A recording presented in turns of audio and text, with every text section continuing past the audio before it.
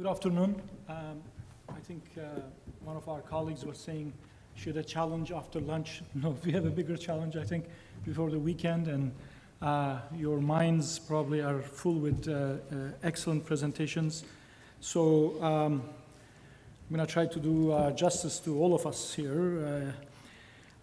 Tout d'abord, je vais faire la présentation en anglais, mais s'il vous plaît, soyez à l'aise. On peut toujours avoir une conversation après les présentations en français ou bien en anglais. And I thank the organizers, all of you, especially staying here this late and listening to us. Very difficult to, especially I have seen this morning's and this two sessions. Very difficult to find things of great added value to make your worthwhile. But my colleague and I, we will try.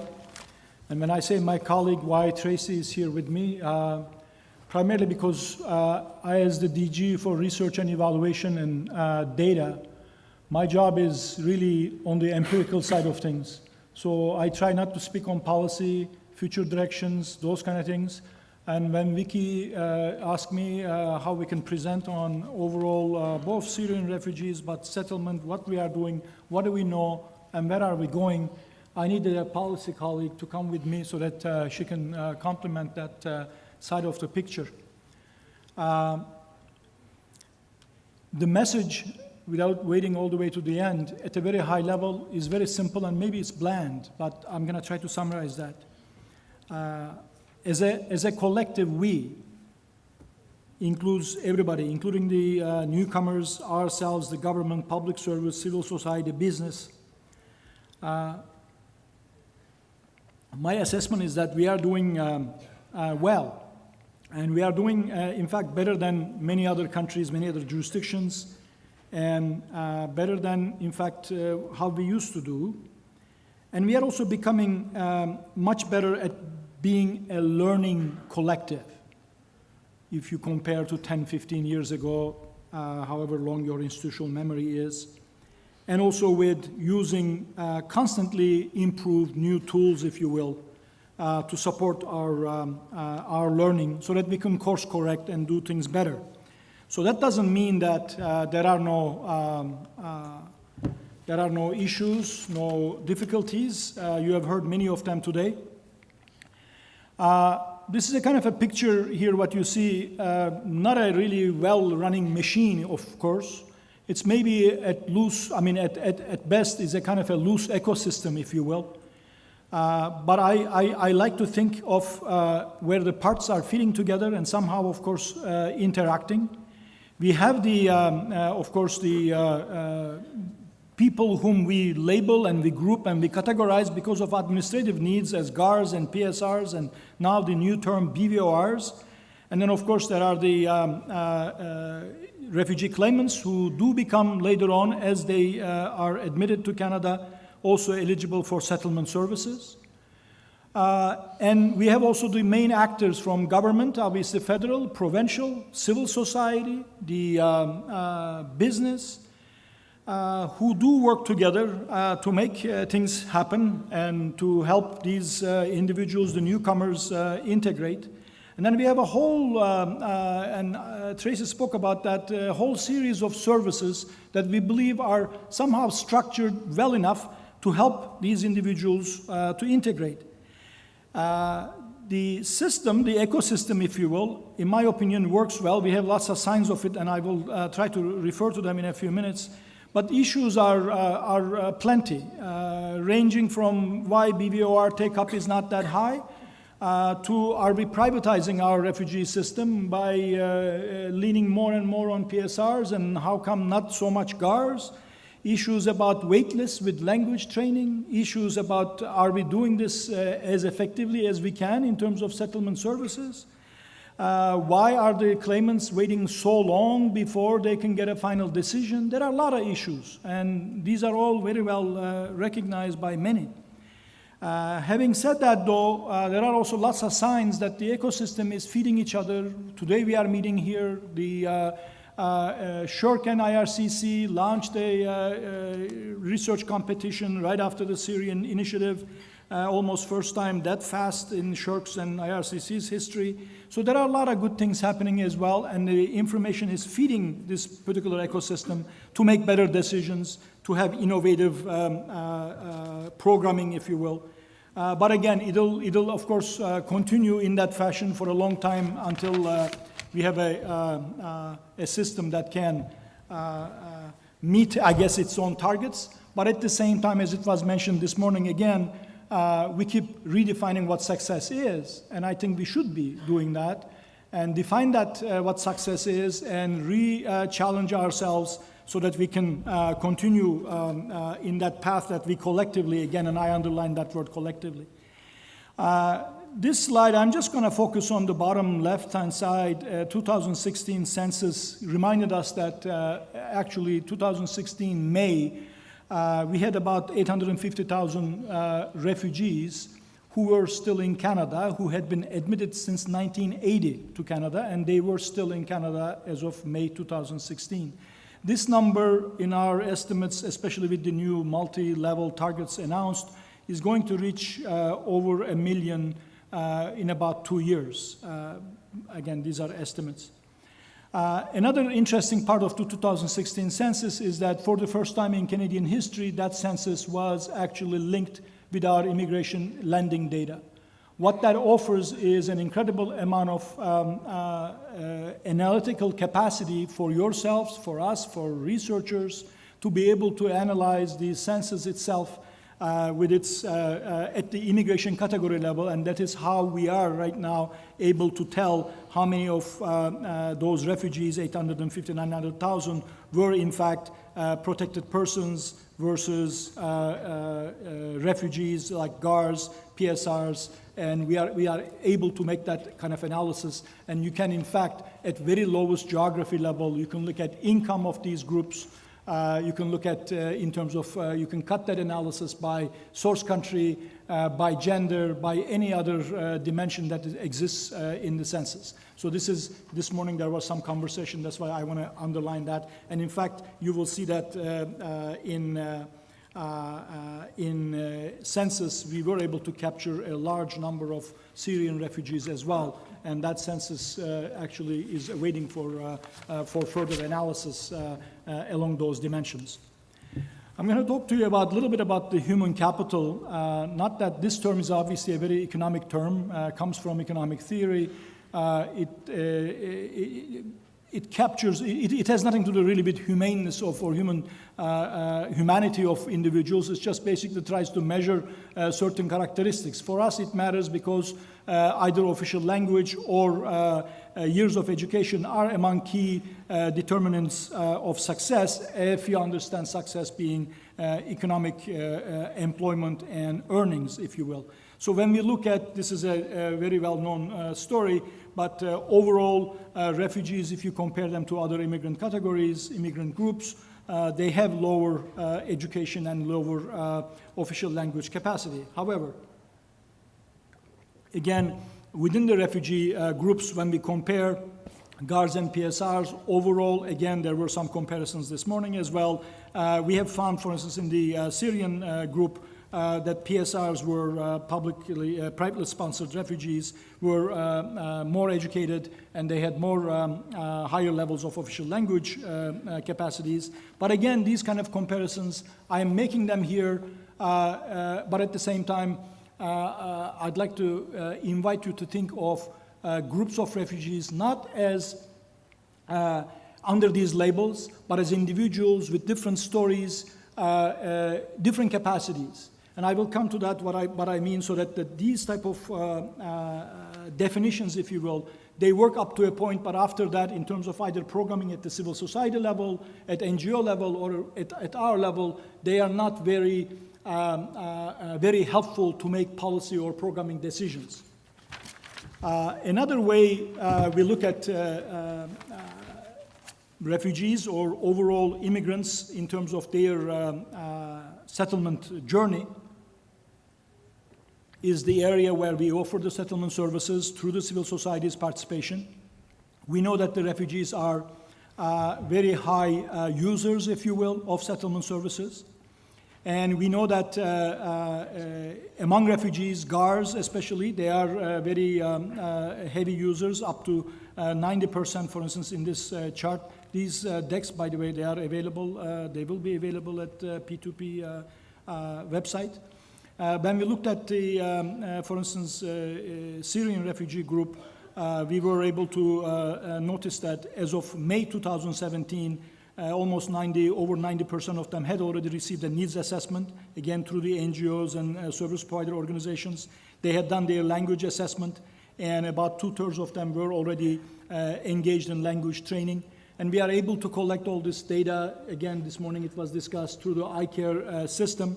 And the next step in the iCare system in terms of building capacity, again, towards performance measurement and monitoring whether we are moving in terms of in the right direction or not, is the linkage of the iCare with the IMDb. The work has started, and we are hoping that by April, May, we will be at a place where we can do, those who are familiar with the IMDb, the linked tax and lending data, we will be able to have in that rich database flags in terms of who has received what type of settlement service, so that we can do analysis and try to demonstrate in a more grounded way, if you will, whether the settlement services that we are offering are making a difference in terms of the employment outcomes of refugees in general, but especially in this case with our attention on the Syrian community. This chart is, I'm going to try to describe it to you very quickly, is actually charting the median employment income of a number of groups of immigrants. On the vertical axis, you have the income levels. On the horizontal axis, you have the lending cohorts, if you will. The picture is taken, think of it as in 2014. And in 2014 dollars, what it is giving you is for each of those cohorts, the median income of each immigration category, if you will. So what you have, that increasing red line, is the skilled workers principal applicants. And then right below that, crisscrossing with that, is the provincial PMP primary applicants. Those are the economic groups, as you know. The four lines in the bottom, if you keep the gray one out, that's the family class. The other three are the three classic immigration, refugee categories. So in about 10 years, their median income, these are employment income, they reach very close to Canadian median income. And if you were to extend this chart, in about 15 years, you would see that their median income will be very close to, in fact, they will surpass the Canadian median income. Now, the reason I'm sharing this with you, both number one is to show you a very quick glimpse at what IMDb can do for you in terms of monitoring, and also at very low level, you can do by immigration category group. Of course, we are unable to do this with the Syrian group yet, because we don't have the data in place, but we will be able to do similar employment income, business income, self-employment income type of analysis with a Syrian refugee group as well. This is a very quick, another look at, very hard perhaps for you to decipher, but I'm going to help you. This picture is taken in 2011. Again, 2011 census pilot, we linked with our database. We were able to tell where the refugee groups are, how their employment is distributed by skill level. So what you are seeing actually on those top three bars, from left to right, the blue is marking the people, the percentage, the share of the group that is not working on that in 2011. And then from there on, basically what you are seeing is increasing skill levels. So if you see orange is the lowest skill level, called D, requiring jobs that require less than high school, and then skill level C, and then B, A, and O. So the highest skill level is on the right-hand side, green. So when you look at the refugee groups, the first thing that you notice, and then you can see in the bottom economic PAs and Canadian-born, what you are noticing first, number one, is that refugee groups working in the labor market, their jobs are spread all across skill codes. So it would have been a disaster if you were to find all of the refugees or a great portion of them in NOC D or NOC C. And it would be even worse if you were to find them there stuck forever, year after year. And there are other countries in the world where this happens. This is not so hypothetical. The second thing that you notice also is that in the bottom of the picture, I'm not going to go into details because of the time, is that what happens is that by period of lending, if you look at by period of lending, those who are very recent compared to the ones who lend prior, and then compared to the ones who are established, basically what you start noticing is that the ones who have been established in Canada, they work in higher skill groups, not A, B, A, and O, in greater percentage. Their percentage of not working at all dramatically drops down. So there are all kinds of signs, and there is obviously a lot more analysis than I can share with you here that show that, in fact, as the cohorts become more established, they become more active in the labor market, and they become they move higher and higher in job skills, in jobs that are of higher skills. And I'm talking about here in terms of refugee groups. Another very quick look at refugee groups overall is their entrepreneurship. Again, using a very recently linked data, looking at all businesses in Canada, both incorporated and unincorporated, and linking that with our lending data and looking how the refugees are participating in starting jobs, either incorporated businesses or self-employed. So we have determined that for large cohorts, when we look at 10, 12 years of cohorts of refugee groups, that they are 4%, 4% of them are actually starting incorporated businesses, and 12% of them are starting primarily self-employed, meaning that more of their income is coming from, more than 50% of their income is coming from their self-employed business.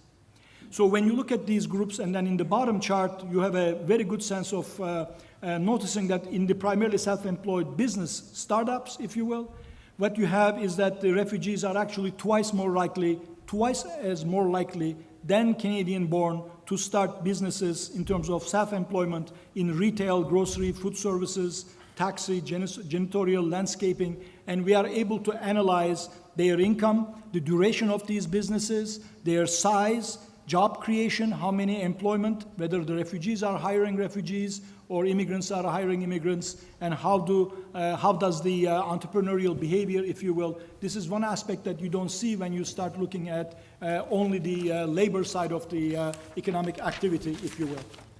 A very quick, another look at now moving towards more of the nation-building side of our business, if you will. And by showing all those economic stories, I'm not by any means suggesting that success is only economic. In terms of integration, the social integration dimension, if you break that slide into two, on the left-hand side is story well known, I believe. This is the 2011 numbers. We haven't done the analysis for 2016, but as you know, the refugees are the highest group with the highest proportion in terms of the uptake citizenship-wise. And I think the overall permanent, the entire immigrant citizenship uptake went up from 85.6 to I think 86 point, a few points went up in the 2016. In terms of the refugee civic engagement, we see some issues in terms of them not necessarily being as likely as voting in the federal and provincial elections. There could be all kinds of questions and issues behind that, although they participate in municipal elections at the same rate as economic principal applicants or family group. But that's one area to watch in terms of the integration indicators. Now a very quick few comments on what we have been learning in terms of the evaluation. We have completed in the last two and a half years, two major evaluations, one on resettlement, RAP program, GARS, PSRs, another evaluation on the settlement program, and then two rapid impact evaluations, one on the Iraqi refugees in Canada, and another one almost like 7-8 months into the Syrian operation a rapid impact evaluation on the Syrians. At a very high level, the income support levels, we noticed they were very low. It was mentioned today by Jerry and others as well. And again, these are empirical comments and observations documented in our evaluation reports. Finding employment a huge challenge, language training barriers, again, high medical needs in some groups causing challenges, especially at the local community level. Another aspect to emphasize is that the impact of settlement services, we have noticed again and again the effectiveness of the settlement services, their impact differs by type and characteristics of the population that they are serving. We happen to find, for instance, in the settlement evaluation, which hasn't been published yet, but very soon will be out, that in fact our language training classes across Canada are serving better high human capital population than people with very limited language skills or even literacy skills in their own languages. So this is another topic that we have been obviously trying to communicate to our policy and program colleagues. We also did underline very strongly the importance of the support services. We have found again and again the support services are crucial to enable the clients to benefit from the settlement services. And again, also the importance of, I cannot speak about this enough, local immigration partnership type organizations, but especially LIPS, but also RIFs and other organizations where governance brings to the table, however ingenious it could be, people who are not traditionally involved in the settlement immigration business, bringing them to the table and establishing connections between these groups and actors. And we have seen evidence-based, very strong proof of the contributions of these type of tables. And we can't stop, I think, telling our colleagues that do something and strengthen the LIPS, if you will. Very final few words before I pass it to Tracey very quickly is number one, we need to focus on the populations that we are serving in terms of their individual characteristics, understand the needs very well, especially in the refugee case, but also for all immigrants, almost like a caseworker model where we can work with every individual based on their needs. And another thing that I would like to emphasize very clearly, this has become very obvious, is that we are not doing a very good job based on our evaluation studies. It's showing is that in terms of capturing the human capital profile of the individuals, in terms of capturing past professional experiences. Yeah, I'm not talking about certificates, diplomas, but what the individuals bring in terms of their employment experience or informal employment experience. What they have been doing at home, what they have been doing in the field, in farming. We have very few tools to capture those profiles whom we think that those profiles, again, we have been told, would have and can help a lot in terms of designing programs for integration. Very last point that, again, I will emphasize, this goes almost without saying, especially with a crowd like this, is the stakeholder engagement, bringing people together to find solutions. This morning, New Brunswick presentation was excellent, in my opinion. The idea that not only innovation, experimentation, but doing it around a table that brings all types of different perspectives. We have seen examples of it across Canada where it works. I'm going to pass it now to Tracey for a few policy program comments as to how they seem to be taking what we are saying and turning it into reality. I'm actually going to be very brief because I think between Jerry's lessons learned and the pieces that Ümit has commented on, particularly from the rapid impact evaluations, and they've touched on a lot that we're thinking of already from a program policy perspective. So we are trying increasingly to look at what are identified as some of the key issues.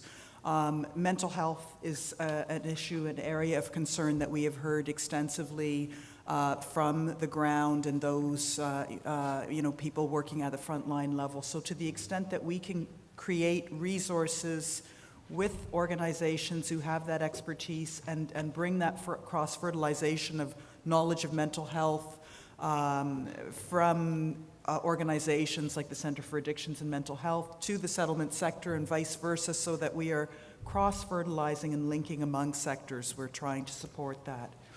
Development of resource materials. We've recently created, while this was not specific to refugee populations, but a resource card for women predominantly in abusive situations as a discrete, multilingual vehicle to help in circumstances of vulnerability. Priority populations, Jerry certainly touched upon, and Ümit, large family size, youth having particular needs, women having particular needs. Ümit talked about looking at the type and characteristics of different clients and understanding the profile and what that means. The other point I would touch on, just picking up on something that Ümit had mentioned, is both needs and doing careful needs assessment, but also that asset mapping. Because one of the things that we have heard through some of the design challenge work and speaking directly with individuals is how, what a benefit it is when they have opportunity to actually give back, and the strengths and the resiliency that they have, and not only the needs that they're presenting with, how important those pieces are.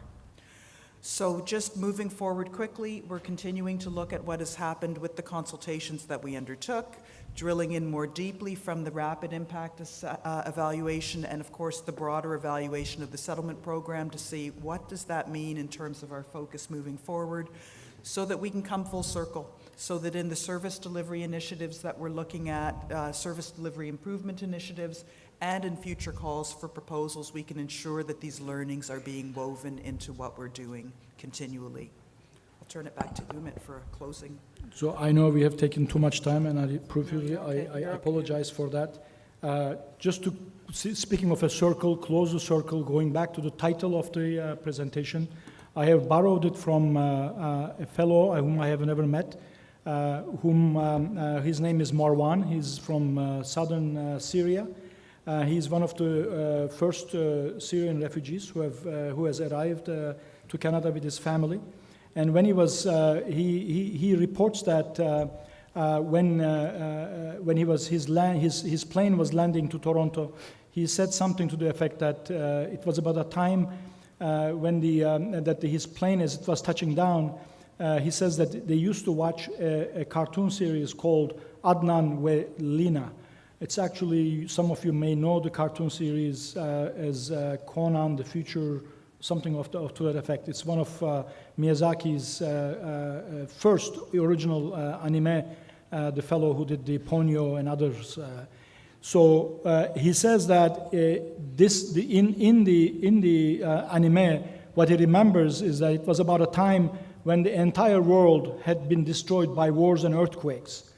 And the characters were basically trying to save themselves, and they found this only surviving island, and the island was called the Island of Hope. And then Marwan says that he felt so exhilarated that as the plane was landing, he thought that him and his family had been delivered to the land of hope, that he remembered from his childhood watching this series, Adnan and Wa Lina. And so the trick, whether we are collectively, again, to that big collective, whether we can make that island of truth come true or not, and not from out of a kind of a charity kind of model, but out of a solidarity model, that we are all together and we learn from each other, we learn from Marwan and others, and changing that model so that that we is actually not just us doing something to and for the refugees, but we are learning also from them. So I'll end at that.